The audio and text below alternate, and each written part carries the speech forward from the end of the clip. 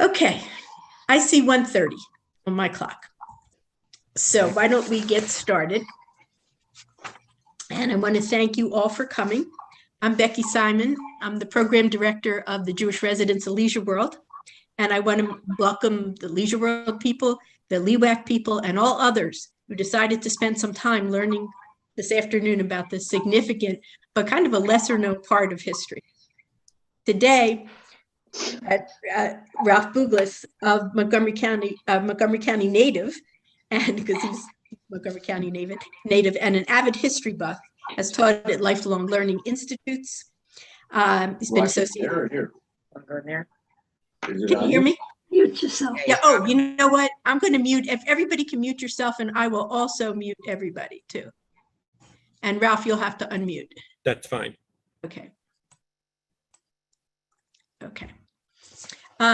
So I was talking about Ralph, and he speaks frequently to community groups, businesses, and other organizations and national conferences. In 2020 with Peerless Rockville, he co-authored Images of America, Rockville, that's right here. And it's a pictorial history of the city's 250 years.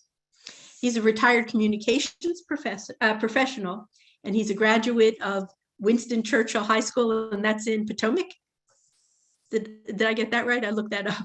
That's right. Yep, and he has a BA in American history and from Cornell, and he has an MA in journalism from American University. So you've been local most of the time.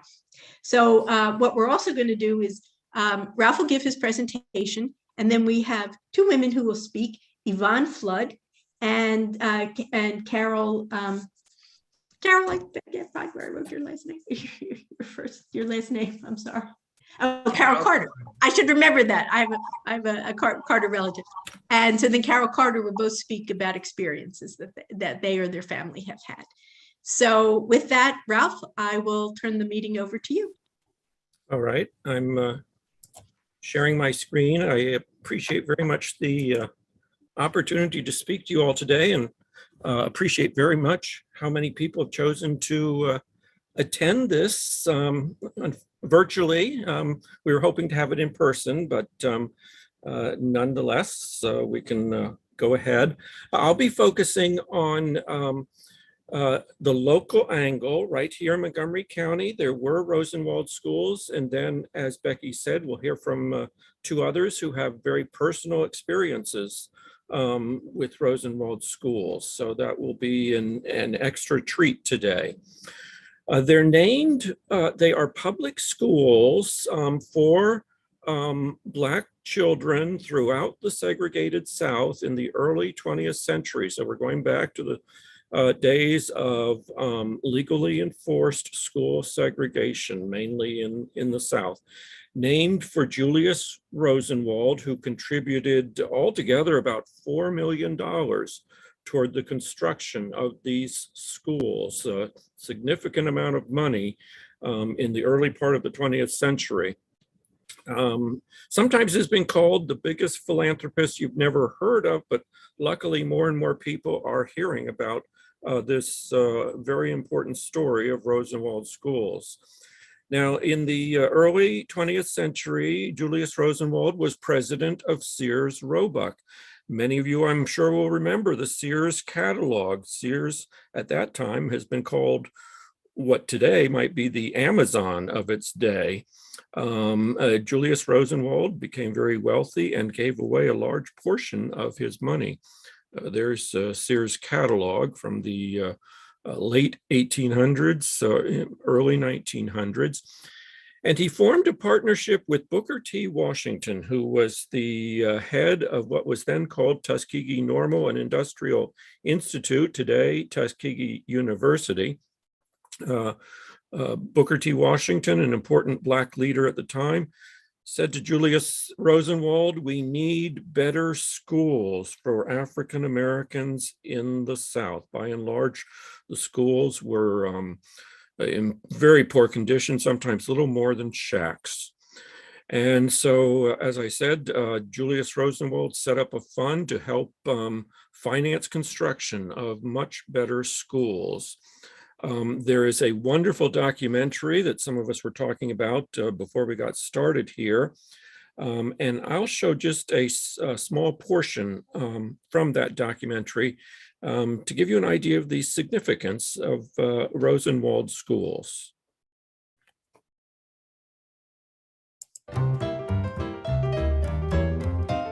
Julius Rosenwald became partners with Richard Sears in 1895.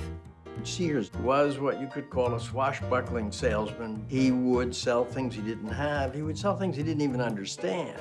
What he enjoyed was the selling. Under Rosenwald's leadership, Sears Roebuck became the largest retailer in the country. Julius Rosenwald had two personalities. He was a tough businessman. And then, of course, this other side, the civil rights champion, somebody who really saw the disgrace in this country of African Americans being treated so poorly. Education was seen as a dangerous thing, and white Southerners wanted to keep it out of black people's hands. Rosenwald was clearly affected by the Jewish belief in tzedakah. Giving charity was justice and righteousness. It was a fundamental commandment. It's a wonderful story of cooperation between this philanthropist who did not have to care about black people, but who did, and who expended his considerable wealth in ensuring that they got their fair shake in America. Julius Rosenwald and Booker T. Washington combined with this plan for building black schools. They are engaging in a radical experiment. It's a wonder they were able to achieve it, but achieve it they did. And in the end, 5,000 plus schools are built all over the South. Julius Rosenwald created black schools throughout the South. Without that initiative, we would have had a different America.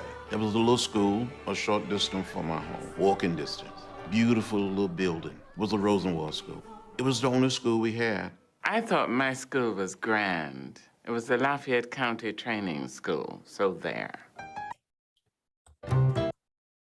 So you saw at the end there, Maya Angelou. She had attended a Rosenwald school, as did Congressman John Lewis, and also interviewed was Eugene Robinson, columnist for the Washington Post, who also, when he was a child, attended a Rosenwald school. You saw this map, about 5,000 Rosenwald schools, again, public schools, still segregated, but about 5,000 built throughout the South up until the 1930s. And the northernmost reach of these schools, you see in the upper right corner there, state of Maryland. There is more attention, as I said, being given to Rosenwald schools. Many are being preserved, and thanks to the National Trust for Historic Preservation and community groups throughout the South. There's also a campaign to create a Julius Rosenwald and Rosenwald Schools National Historic Park. This would be actually a multi-state site with one nicely preserved school in each state designated to be part of the park.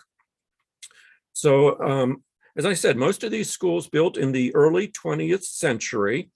To give you an idea of their significance, after they had all been built, about 1 in every 3 Black child in the segregated South attended a Rosenwald school. As I said, the northernmost reach is here in Maryland. Altogether, there were about 160 Rosenwald schools built throughout counties in Maryland. And here in Montgomery County, we once had 17 Rosenwald schools. Remember, Maryland, a southern state, south of the Mason-Dixon line, its schools were also segregated. In contrast to the rest of the South, after all 17 schools were built here in Montgomery County, 2 out of every 3 Black children attended a Rosenwald school here in our county. Here's a map showing where the 17 were located pretty much throughout the county, as you see. 5 of these buildings still stand in one form or another. They were all built in the decade of the 1920s. And so the 5 of 17 is about 30% survival rate, better than throughout the rest of the South, where only about 10% of the Rosenwald schools, once that had been built, are still standing. They were built according to detailed architectural plans drawn up at the Tuskegee Institute. Most of the schools here in Montgomery County were 2-room schools. One was a 3-room school, and the rest were just 1-room schools. So grades 1 through 7, all in 1 room with 1 teacher. I've been stressing they were public schools, funded in large part by Julius Rosenwald, but also the localities that ran the public schools here in Maryland, the counties, also had to contribute toward their construction, as did the African-American communities where they were built. And that was at the insistence of Booker T. Washington, because he wanted the Black communities to have a sense of ownership of these schools. They also served as community centers as well. But if you stop to think about it, that was like double taxation, because the African-American residents, just like everyone else, were being taxed for schools, but woefully inadequate schools at the time. So a little bit of background, as I said, Maryland, a state that sanctioned slavery.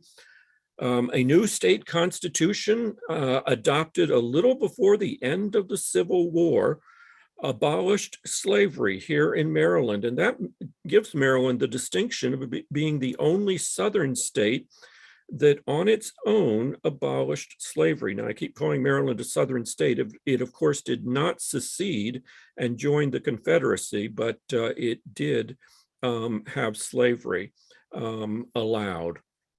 And slavery was quite prevalent in its history. This new Constitution of 1864 also finally set up a system of public schools, county by county, the way we have today.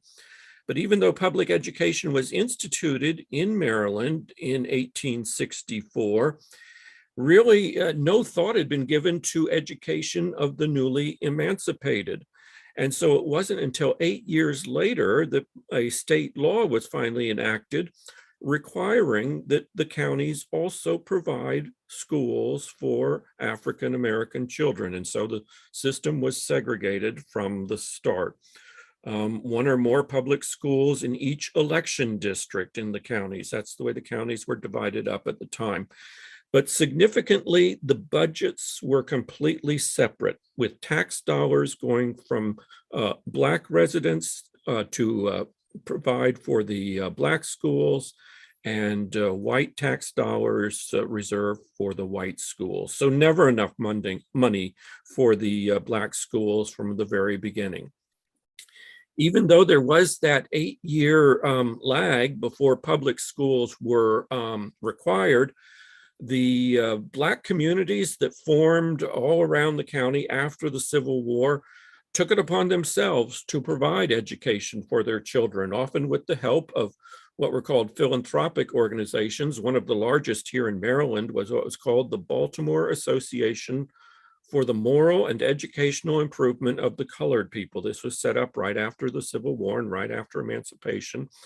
So this is sort of a contract with the African-American communities. They agreed to send a teacher, provided the community could provide a church or a room for the school. These communities also had help from the Freedmen's Bureau. That was the federal agency established after the Civil War to operate throughout the Confederacy to help the newly emancipated adjust to a whole new way of life. And I said it operated in the Confederacy, but it also had an office here, right here in Montgomery County, since Maryland also sanctioned slavery. And so you see some records here from that office showing that it helped to build schools here in our county for Black children, schoolhouses completed with aid rendered by this bureau, one in what's called Blue Marsh. Perhaps you've heard of Blue Mash in the eastern part of Montgomery County. And that's a school there I'll show you coming up. As I said, the communities, the Black communities were very active on their own in trying to set up schools. Here is a petition by 20 residents of Rockville to the Freedmen's Bureau. The signers of the petition pledging to support a school for their children in Rockville. And it's interesting to note that 15 of the men signing this petition were themselves illiterate, had been denied education, and so could only sign with an X. And even those who, some of those who could sign their names, rather heartrending. Here's Hanson Martin, left out the first N in his first name. And so as a result of that petition, there was a school by April 1867. It was located in the basement of this, an earlier building, but what is now a historic African-American church in Rockville, the Jerusalem Mount Pleasant United Methodist Church. And so with the Freedmen's Bureau help, 3 years after the Civil War, August 1869, in addition to that school in Rockville and one already existing in Sandy Spring, I'll mention Sandy Spring coming up, a Quaker community where there was the first free African-American community in Montgomery County, established well before the Civil War. So in addition to those two existing schools, the Freedmen's Bureau helped to set up 8 others within 3 years of the Civil War, run pretty much by the communities. These school trustees held in either a church or a school building. And so even though that law in 1872 was passed requiring the counties to set up schools for Black children, it's not like that occurred right away. Many of these earlier community schools were gradually incorporated into the county system. The very first one is not too far from Leisure World, the Norbeck School, also called the Mount Pleasant School. And it was built by the community, but then sold to the school board and became the first public African-American school. Slowly, the county on its own built schools, and the best one still standing is the Boyd's School. It's operated by the Boyd's Historical Society as a school museum to show what early schooling was like. And in this school, there is a sewing machine and also manual tools, because in addition to academics, which were indeed stressed, vocational skills were also taught, because in a rigidly segregated society, there would be very limited job opportunities, mainly for the girls to become domestics, and for the boys, manual labor or working on farms. The Boyd's School was built in 1896 by the county. That's an important year because that very same year, on the national level, the Supreme Court, in a case called Plessy versus Ferguson, which perhaps you're familiar with, the Supreme Court enshrined into law the so-called separate but equal doctrine that schools and other facilities could be segregated provided they were equal, but that was seldom the case. The court ruled that separate facilities did not violate the Constitution's 14th Amendment equal protection guarantee. The 14th Amendment provides that all citizens are to be treated equally by the laws. But as I said, we know that nothing was equal about it, especially in the schools. By and large, the African-American schools were overcrowded. Many more students than in the white schools in each building. The black schools were given hand-me-down books from the white schools. The supplies very inadequate. The teachers, the black teachers for black schools and white teachers for white schools, the black teachers were paid much less, and I'll talk about that coming up. And the black schools had a shorter school year from the get-go, opening usually a week later in September and closing many weeks earlier in the school year. And sometimes when the funding ran out for the black schools, I said there was never enough money, the schools would close much earlier. Most egregious case that we have on record is that in the early 1900s, the black schools closed as early as February when the money ran out. And so we have a look at separate but equal based on some numbers from this report. It's a federal report, an educational survey of a suburban and rural county. It so happens that county was just across the DC line, Montgomery County. In 1913, the federal government did a survey of the schools, and in that report is printed the budget, as I said, broken down between the white schools and the black schools. The report also provides the enrollment for the schools, and so we're able to figure out what is often used as a way of measuring schools: per pupil expenditure. That is how much is spent on each child. And so when you divide the total here by the enrollment, it turns out the county was spending 5 times as much on white children as black children in at the early 1900s. This is the 1911-1912 school year. That report said that the black schools were also neglected and dilapidated. But significantly, this is before compulsory education, 58% of the eligible black children were attending school, while a smaller percentage, 51% of eligible white students were attending school. It does underscore how much education was valued in the African-American community. That's also shown by the teachers' qualifications, because by and large, the black teachers were equally qualified as the white teachers in terms of the advanced schooling that they attended. And all the more significant because higher education opportunities were far more limited for African Americans than for whites.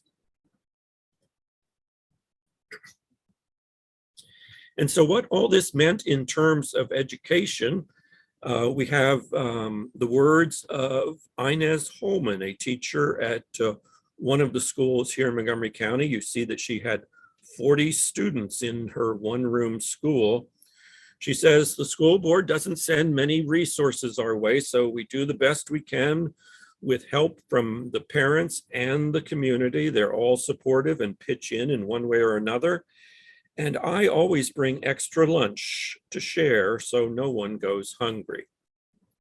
So this was all by way of background to show you what a godsend Rosenwald schools were when they came along in the early 20th century. As I said, 5 still survive. So let me show you those quickly. The best restored one is the Smithville Rosenwald School.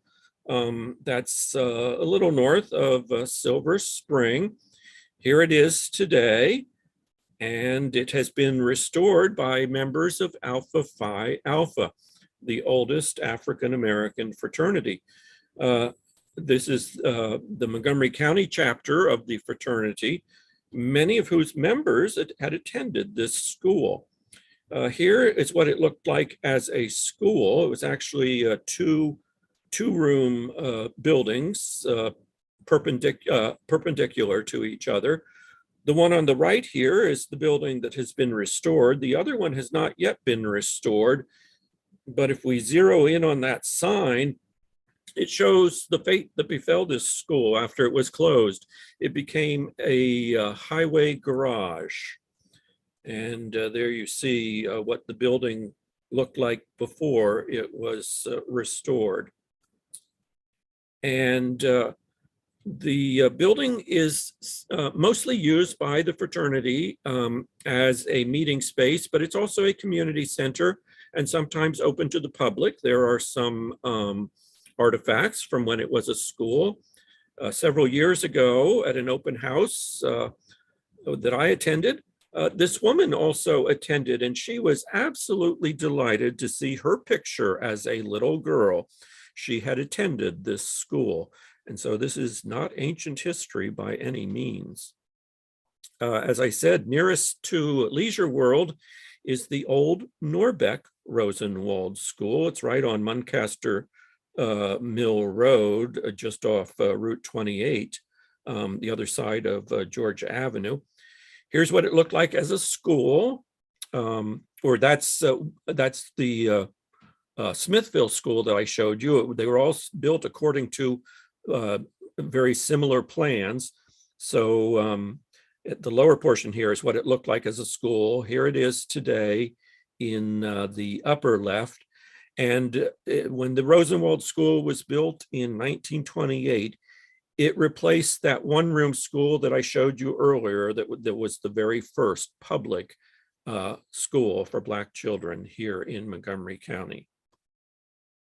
As I said, it's located very nearby on Muncaster Mill Road, the Smithville Rosenwald School, not too far away either. It's on Randolph Road, just a little east of New Hampshire Avenue. The third Rosenwald School that is still standing here in our county is the Kengar School. It started as a one-room school, the portion there on the right, and then a second classroom was added. So you see it's sort of a step-down structure, essentially the same today, but with more modern windows. The old Sandy Spring Rosenwald School is today a residence. Here it is as a school. You can see even that side entryway was maintained when it was converted to be a residence. And there is the plan drawn up at the Tuskegee Institute. It was a very typical three-room Rosenwald school. As I mentioned, Sandy Spring, traditionally a Quaker community, and the Quakers, beginning in the late 1700s, by dictates of their faith, started emancipating their enslaved people. And so a very early free African American community existed in Sandy Spring well before the Civil War. A reminder of it today is the Sharp Street Methodist Church in Sandy Spring, the oldest historically African American church in Montgomery County. And an earlier building of this church housed a school as early as 1864, the school that I mentioned that even predated the one in Rockville that was set up through the petition to the Freedmen's Bureau. Okay, so that's 4 of the 5 schools. The 5th one is located in Poolesville, and it is another highway garage. But if you go around to the back of this building, it still has, it's the only one in Montgomery County that still has the original bank of large windows that were specified in the Tuskegee architectural designs. Large windows to let in a lot of light because by and large, no electricity in these schools. There again, you see the original Smithville School to show you that this school too was very much built according to the same plan. And this school also replaced one of the schools that was set up by the community with the help of the Freedmen's Bureau. All the way up until 1927, the school in Poolesville was meeting in this community hall that you see behind the children.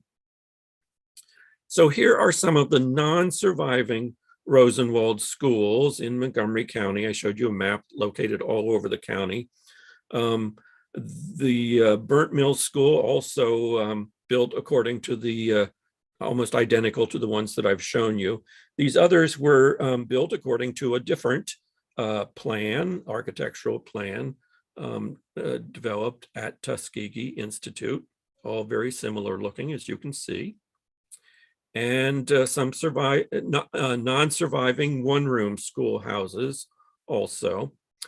But the two non-surviving schools that I want to focus on for just a moment here are two in Rockville, and they stood adjacent to each other, a two-story elementary school, so a two-room school, grades 1 through 3 on the first floor and 4 through 7 on the second floor.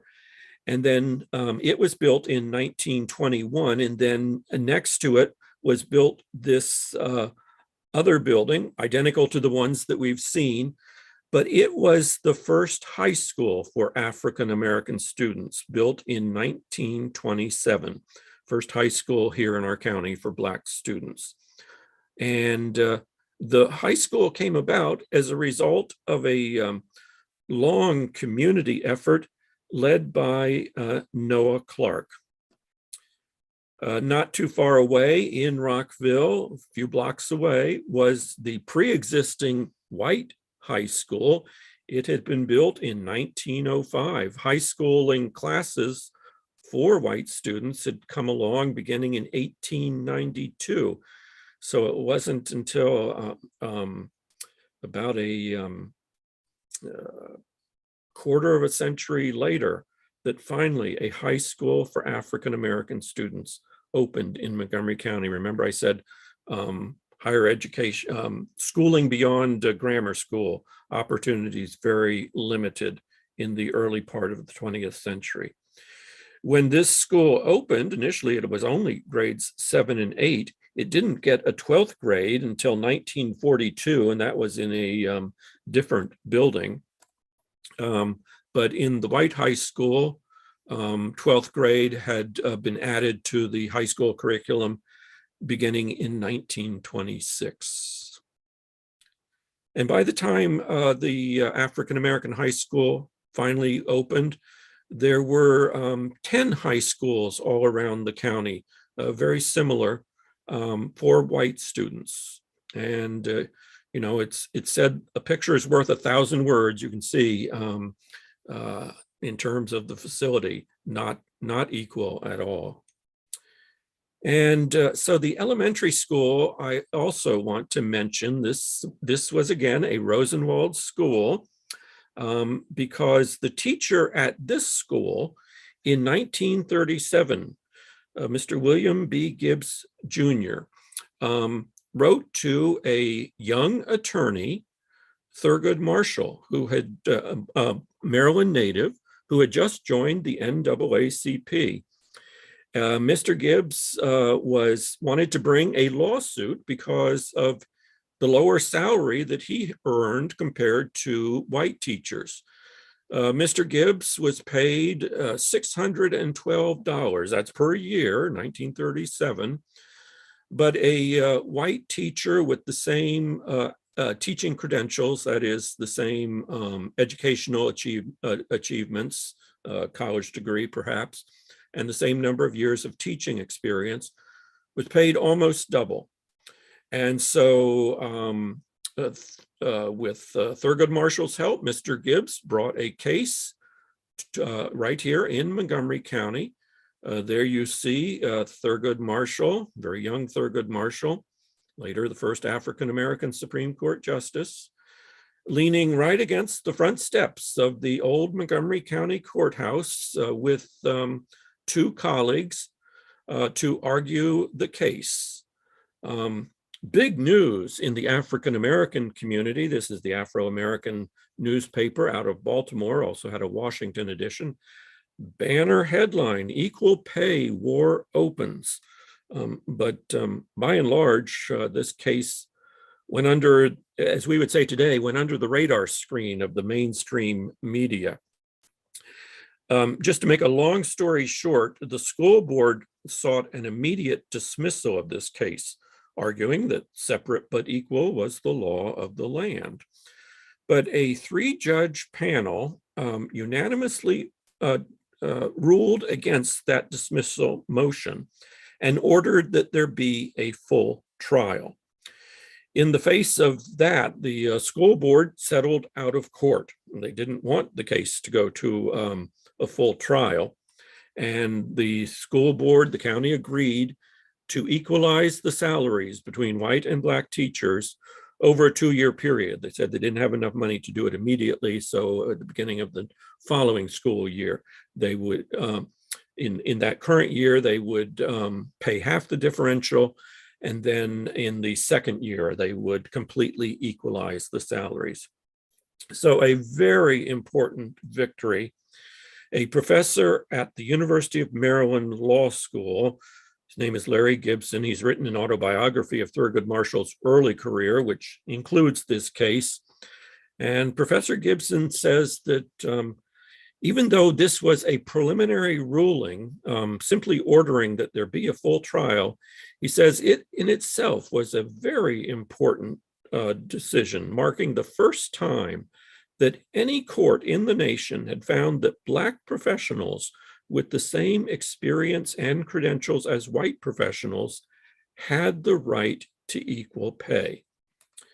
And he notes that it was the very first legal victory in the nation against K through 12 public school segregation. And that, of course, is what the landmark decision in 1954, Brown versus Board of Education, which overruled K through 12 public school segregation, was all about. And so Professor Larry Gibson says that arguably the long road to Brown versus Board of Education, that landmark decision that is so widely hailed today, began right here in Montgomery County, starting with the case brought by Mr. William Gibbs in Rockville.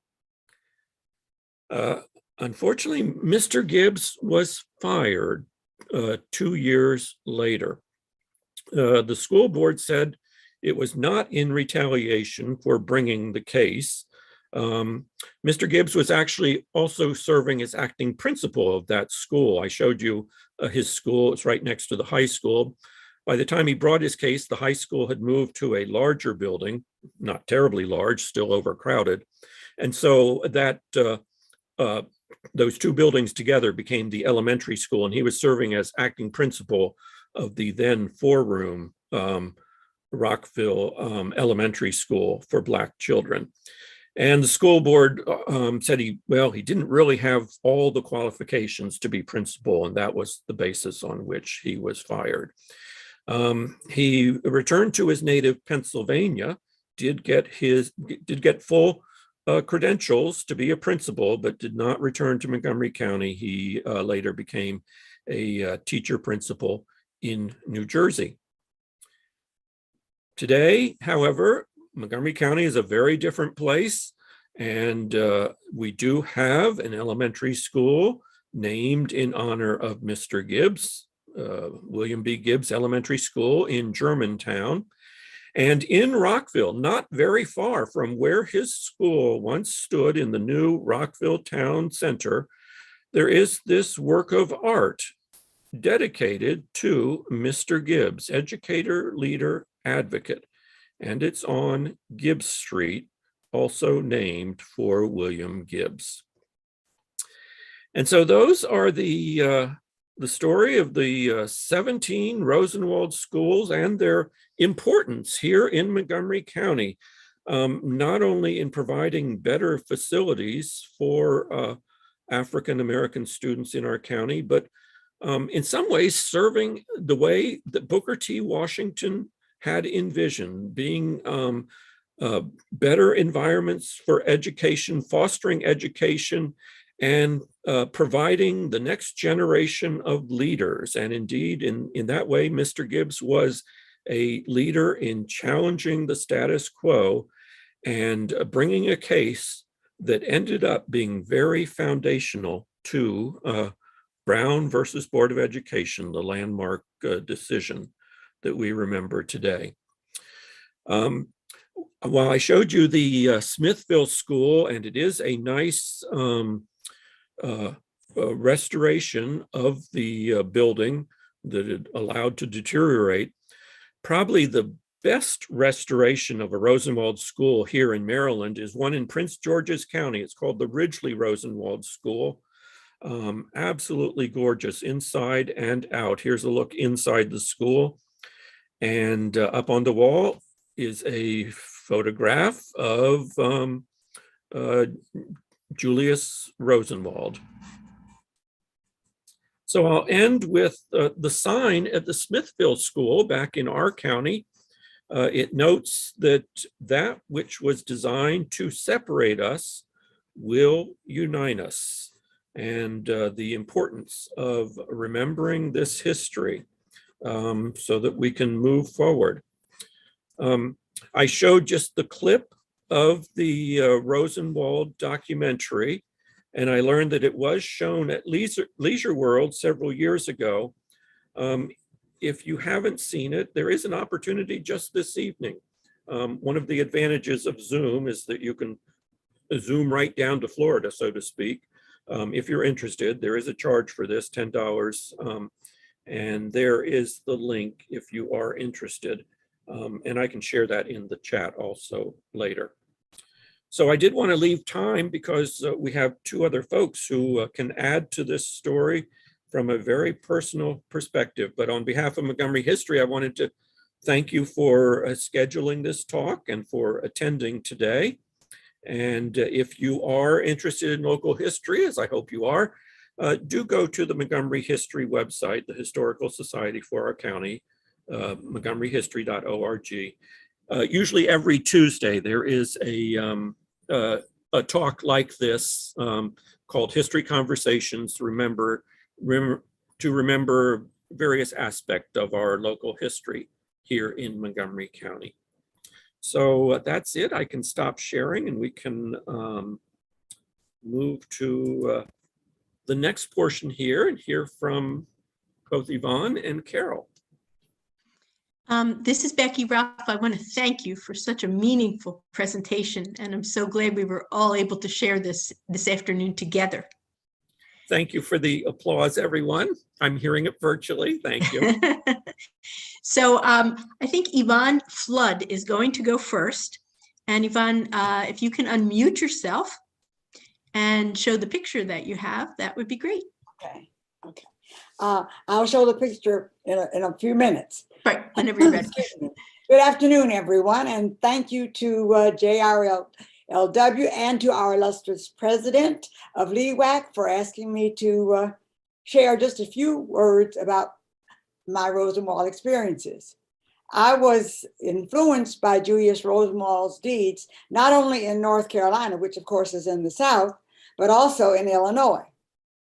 As you may know, that Rosenwald was born in Illinois, and he was responsible for something other than schools for the African Americans in the city of Chicago.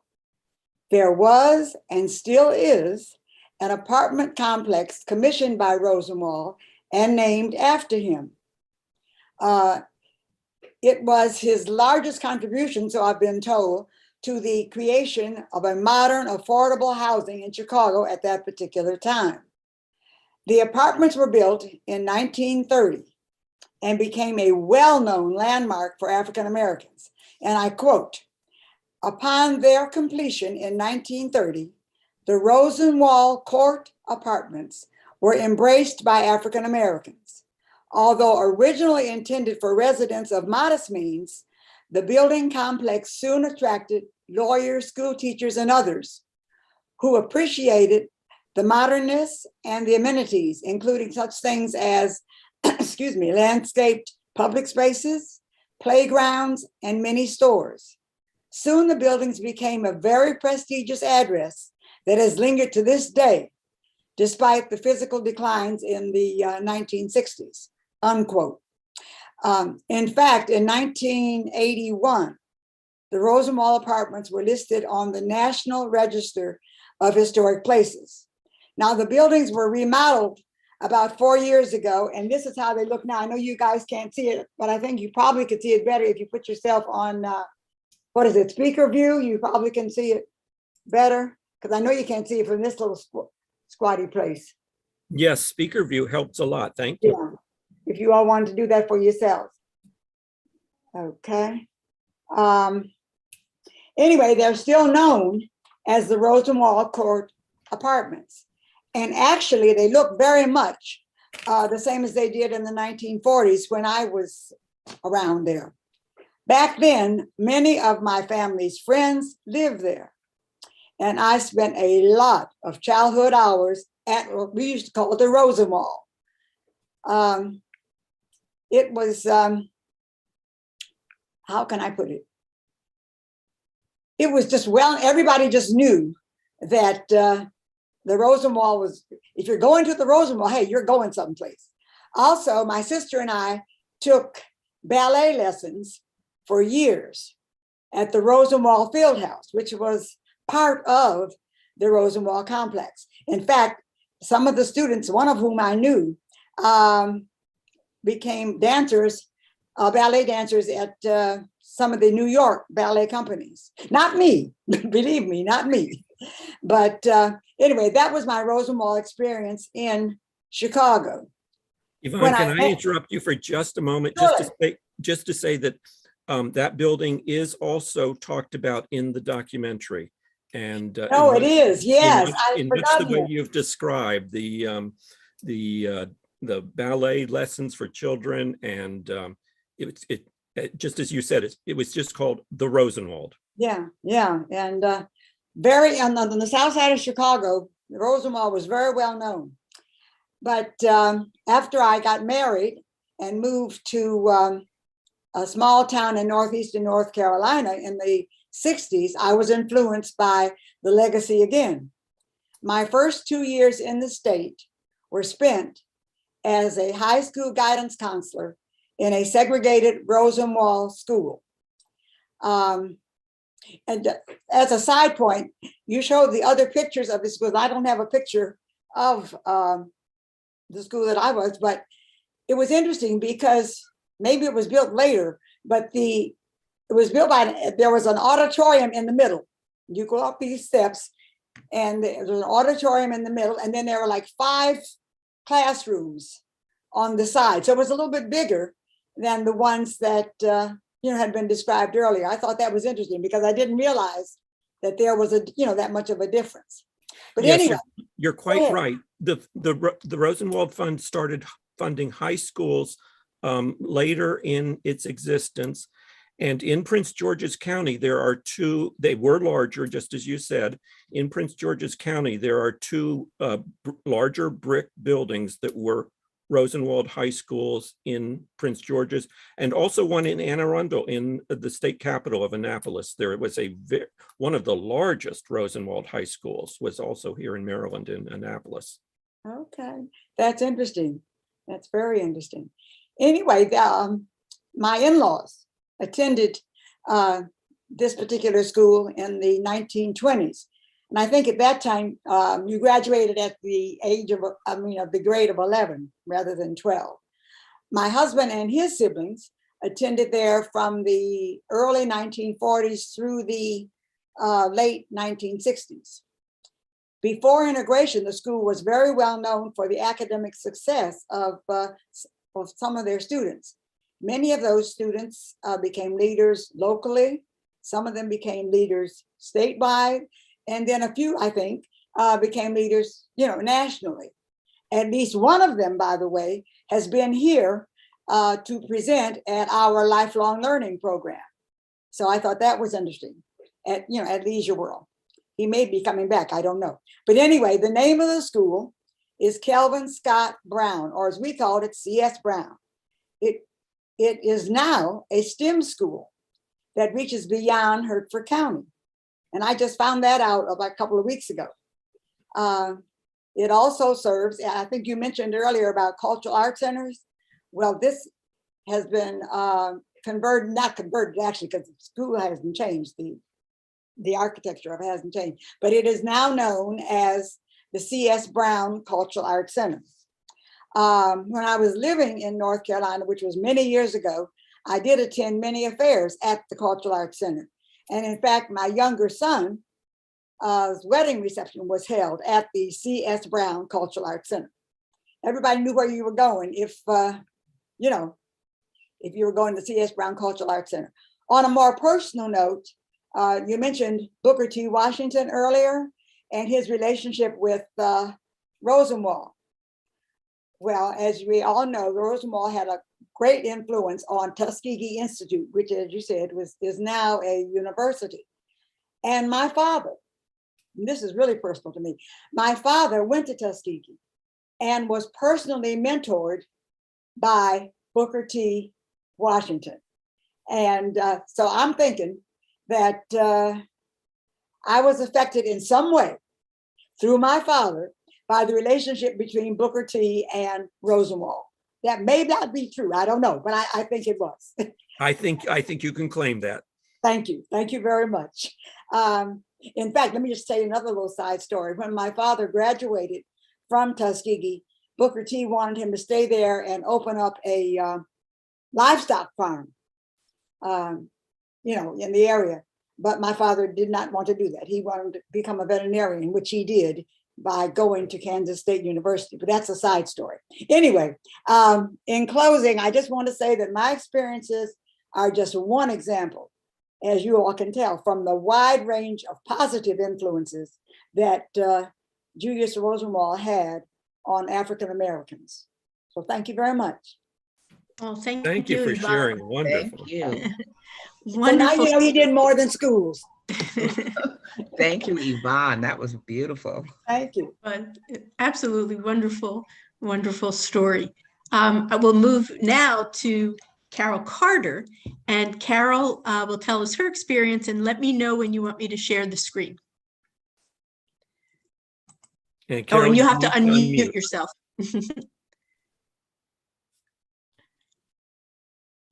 There you go.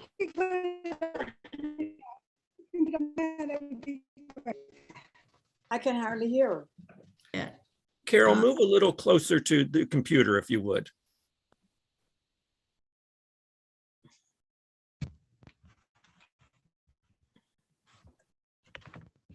Can you hear me now?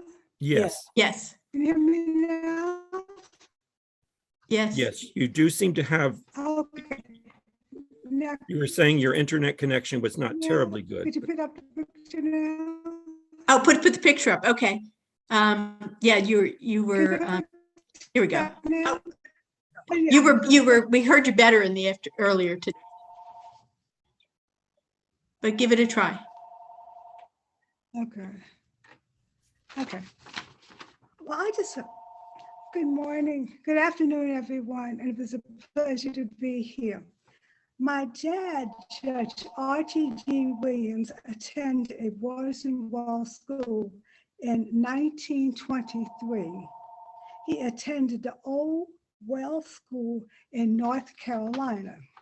His 6 brothers and one sister also attended that school.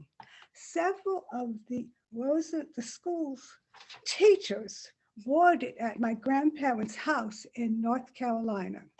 And also, I believe that they did have more Rosenwald schools built in North Carolina than any other state. And that's correct, yes. The current owner of the property, she is trying to seek the ability to restore it. So that mine is very short, but they gave my dad a great education because he was able to finish law school. So they provided a great education for him and his sisters and brothers. And Becky, I think there's a lower portion to this also. Yes. Yes. Some family photos. Yes. And then yes. Just add to what Carol said, that most of the Rosenwald schools, from what I understand, were very good when it came to education, because as I said, C.S. Brown, people became leaders. They were on debate teams and all of that. So I would agree with Carol on that. Yes, when you attend because as Carol said, the owner is trying to restore this building. Many community groups and former students have acquired these buildings, so many of which look run down like this one, and have been very successful in restoring them. It's a lot of work, but there is some funding to do it. Okay. Carol said that she thought there were more Rosenwald schools built in North Carolina than any other state. I think that's correct. They absolutely were just, when you attend gatherings at these schools of former students, they're just so complimentary of the teachers. They were just such dedicated teachers, and a real nurturing community. You just hear that over and over again. Very true. Another thing, if I may interject, Mr. Bugles, you mentioned the Smithville Rosenwald School on at Randolph Road. Yes. Well, one of the members of the Alpha Phi Alpha fraternity mentioned that when they purchased the building, it was with the agreement that they would never tear it down, so that the building would remain and can be, edified if it needs to be rebuilt or anything, but not to be torn down. Yes, and there is that wonderful sign, right, that I showed just a portion of it, talking about the building's history, which so gives some more recognition to the whole Rosenwald story. Right. Carol, did you have anything more to say?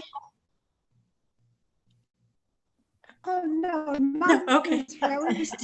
Mine was very Oh, that's okay. I think, does anybody have any questions now that they'd like to ask, or more things to bring up? While you think of that, I know I found it very interesting that there seemed to be a chimney like towards the front of each building. So you said there was no electricity, but I guess the chimney provided heat. There was a fireplace, and they could be warm. By and large, there were iron potbelly stoves that heated these schools, and many were still in use, as Yvonne indicated. Many were still in use up until the days of desegregation, and so while they were godsends at the time, they were still being used decades later, when school construction had advanced tremendously, but many of these were still being used when desegregation occurred. Any other? We have a couple things in the chat. We have thank you for the presentation. I got a couple of them. Does anybody have anything else to add? I would like to ask a question. I'm Cynthia, and I taught in Montgomery County for the last 25 years of my working years. I was wondering if any part of this story is a part of Black history that is being taught in the county. That is a good question. I don't think that it is a formal part of the curriculum. I am often invited to speak at schools. Some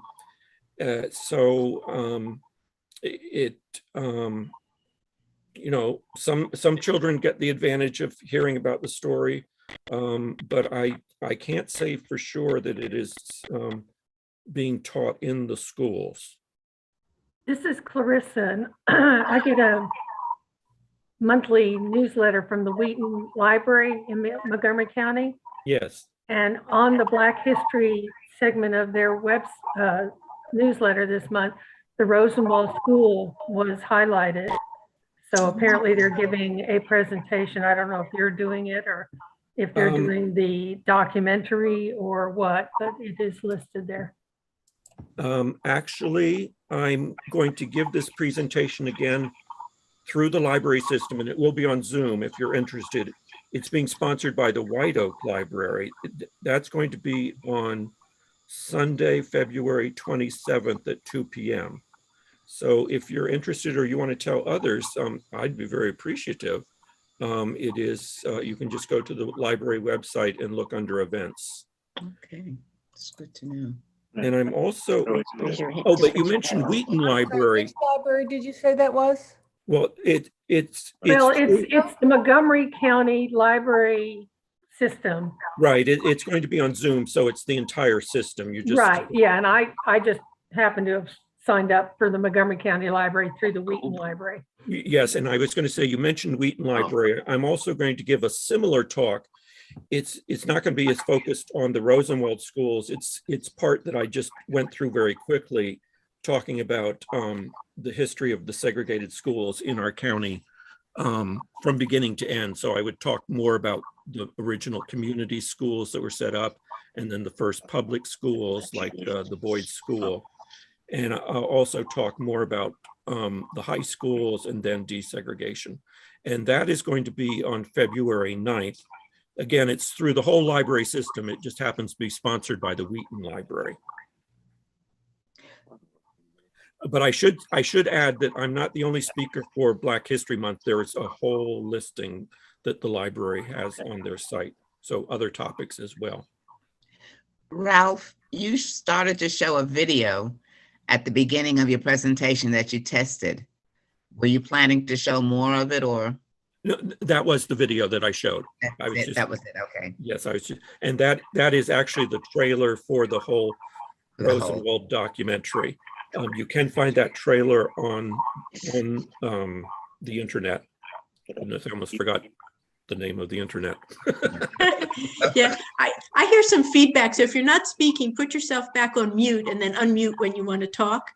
Are there any other comments? Stuart Goldberg, do I see your hand raised? Yeah, I want to mention something. Back in 1966, I was one of 4 white teachers on the faculty at Blanche Ely High School in Pompano Beach, Florida. This was the first year that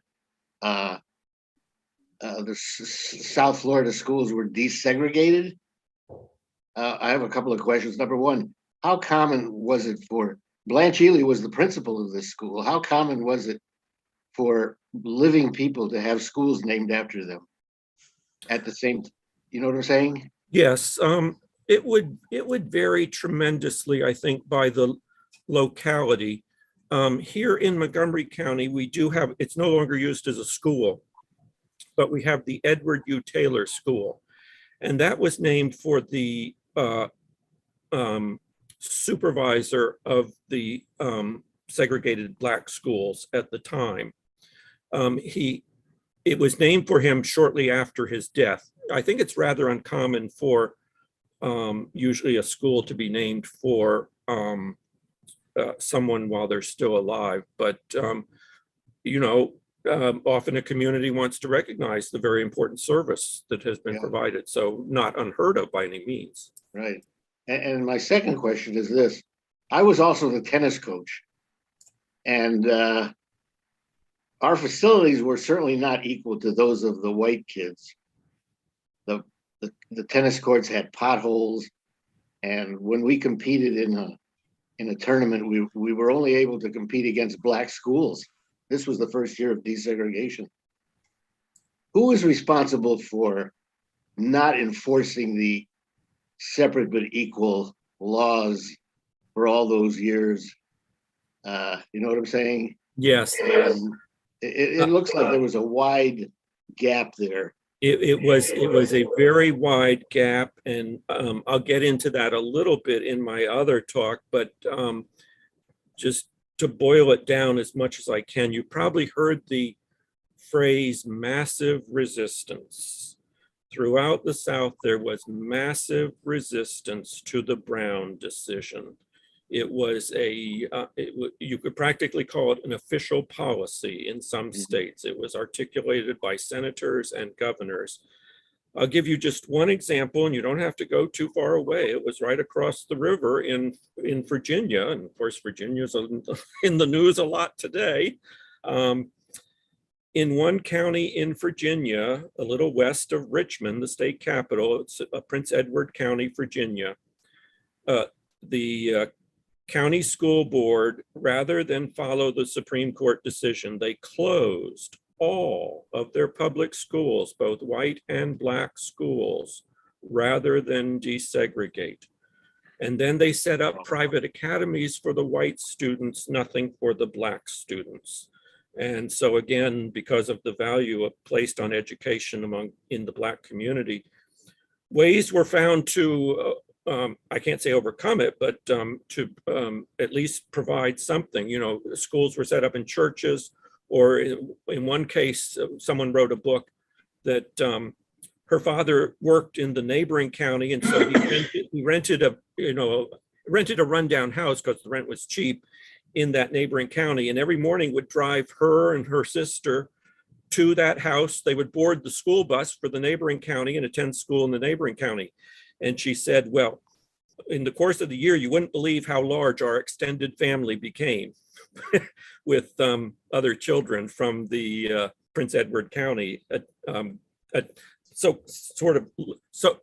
Presumably living in that house so they could attend school in the other county. But in many cases, they talk about a lost generation of education there. It's terribly sad. And, you know, in some ways we talk about a lost generation of education today with the pandemic. But that was closed. The schools were closed for 5 years there. It's just astounding and not remembered enough, I think. Wow. It looks like we have two other hands. Interesting. I see Ford. Do you have your hand up? Yes, that's me. Yes, go ahead. Yeah, my name is Alfonso Holston. I'm a member of LEWAC. Yeah, I'm a member of LEWAC, and I would just like to know, do you have the addresses for the schools located in Norbeck and on Randolph Road? Because I'm in that neighborhood all the time, and I would just like to stop by and check them out.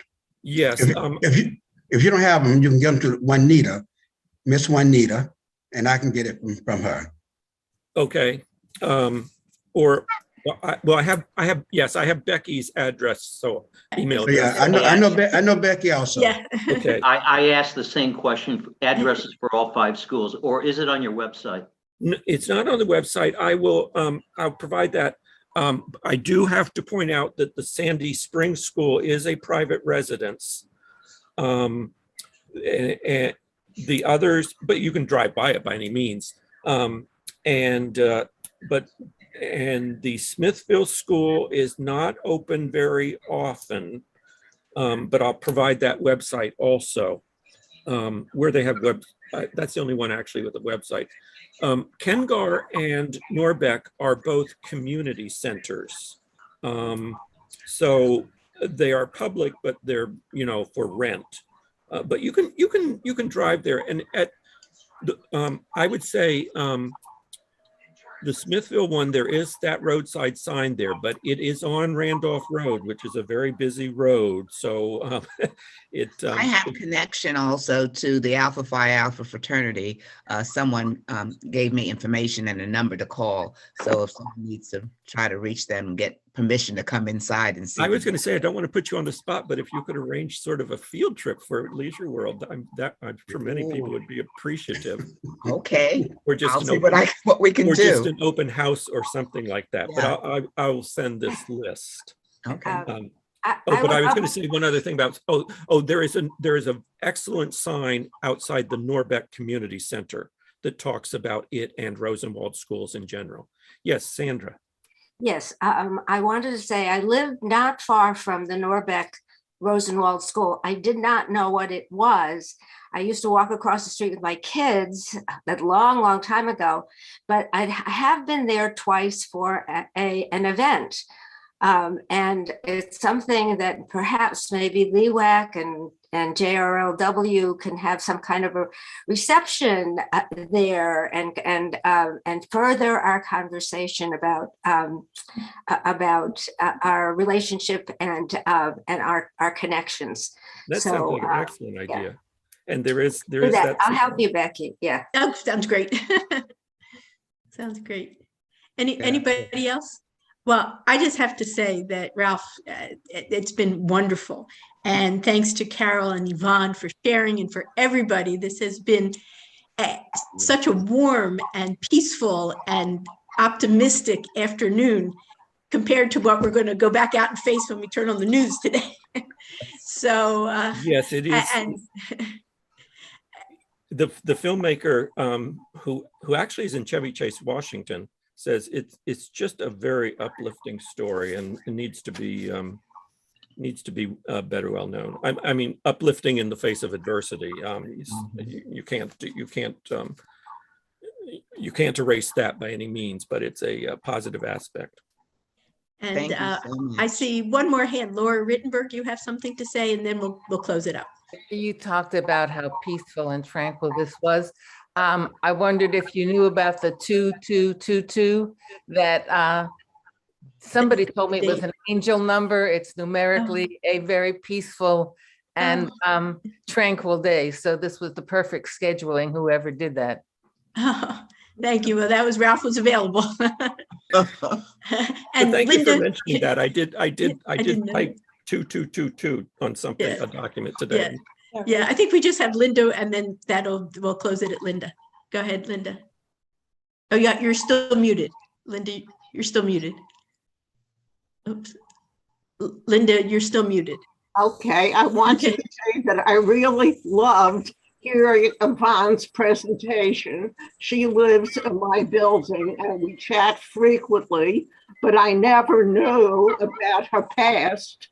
And you sort of need to get together with a group and intergroups. And I had suggested to Juanita at one time, I took a course with her on engagement, that we get the groups together for a meeting. I just wanted, to mention how different things that happen in life just seem to connect, and you never know who's going to know who. And I need to tell you that I had the wonderful opportunity of meeting John Marshall, who was Thurgood Marshall's son. And he used to be a marshal at the Virginia Marshals service. He doesn't do that anymore. And I met him because my husband was taking a class with him, and they became fast friends and met for lunch.